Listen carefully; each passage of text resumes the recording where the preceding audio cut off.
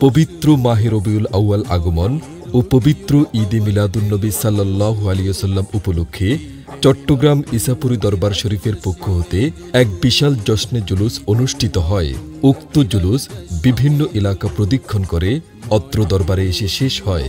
এতে হাজারো আশিক রাসূল উপস্থিত ছিলেন।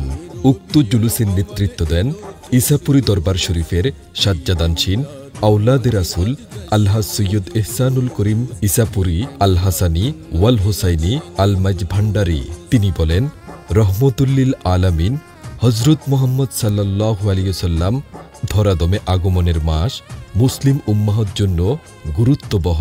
পরিশেষে দেশ ও জাতির কল্যাণে মিলাদ কিয়াম ও দোয়া মোনাজাত করা হয়।